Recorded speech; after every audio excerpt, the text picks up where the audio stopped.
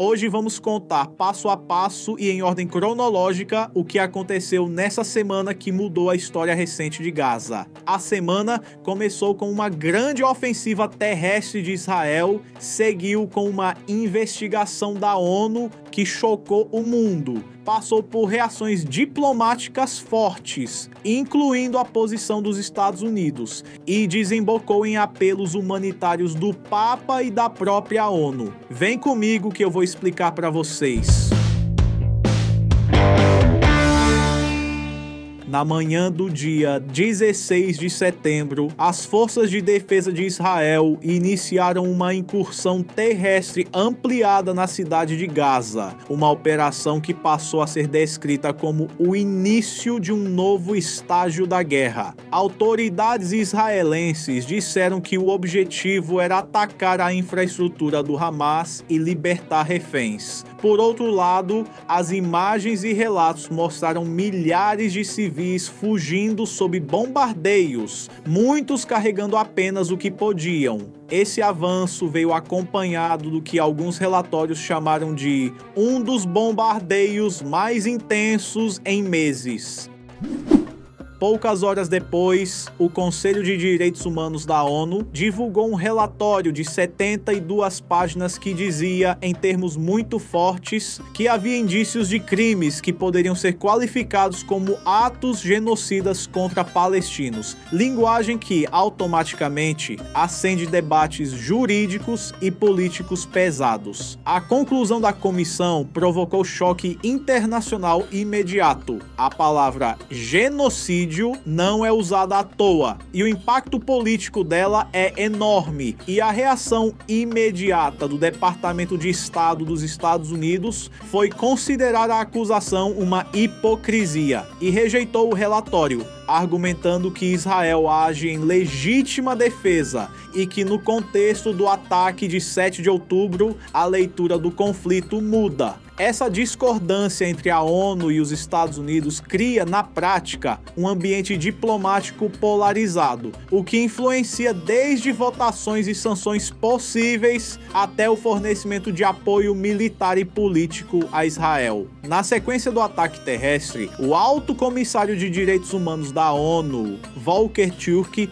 fez um apelo público para que a invasão fosse interrompida imediatamente. Ele destacou que a ofensiva colocava cerca de 1 milhão de residentes em risco de deslocamento forçado e chamou a atenção para mortes de civis já contabilizadas desde o início da incursão. Em poucas palavras, alertou para uma crise humanitária que pode se agravar ainda mais nos próximos dias. Ainda no início da semana, o primeiro-ministro Benjamin Netanyahu fez um pronunciamento com 2 recados claros. Ele justificou a operação como necessária para derrotar o Hamas e proteger Israel. E depois anunciou uma ambiciosa ideia de longo prazo, construir uma indústria de armas independente para reduzir a dependência externa. Esse segundo ponto é estratégico. Indica que Israel se prepara para um período prolongado de conflitos, com a vontade política de estabelecer uma autonomia militar e tecnológica. Isso muda o tabuleiro geopolítico, porque reduz a margem de influência externa sobre armamentos e afeta alianças.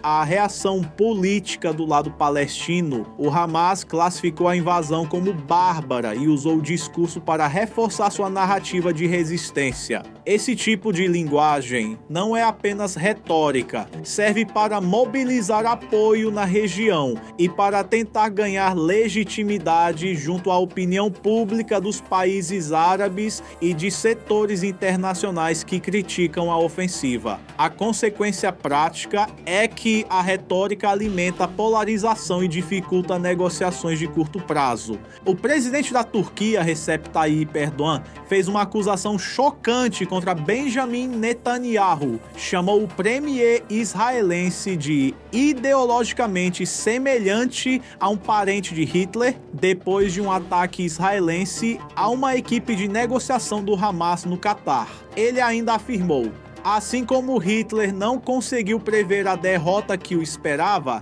Netanyahu enfrentará o mesmo destino final. Essa comparação coloca Erdogan como um dos críticos mais contundentes de Israel internacionalmente, usando referências históricas pesadas, o que tende a inflamar ainda mais o debate diplomático, humanitário e moral em torno do conflito entre Israel e Palestina.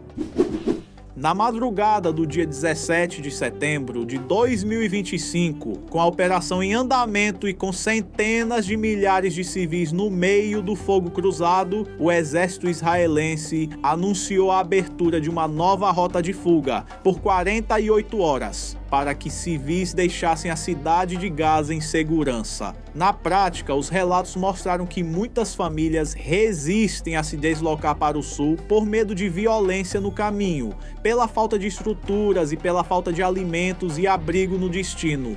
Portanto, abrir uma rota é uma medida tática, mas que pode se transformar em pressão para deslocamento em massa, e isso tem implicações humanitárias e legais muito sérias. No mesmo dia, o Papa Leão XIV fez uma declaração pública dura sobre a situação, chamou as condições dos palestinos em Gaza de inaceitáveis e renovou um apelo por cessar-fogo. A fala do Papa tem peso moral e simbólico, não muda de imediato decisões militares, mas pressiona líderes políticos e a opinião pública global, inclusive instituições humanitárias, a olhar com mais urgência para a crise. Quando o líder máximo da Igreja Católica usa termos fortes, isso reverbera em diplomacia, em mobilização de ONG e em coberturas jornalísticas. Agora a gente se pergunta, o que significa legalmente o relatório da ONU sobre genocídio?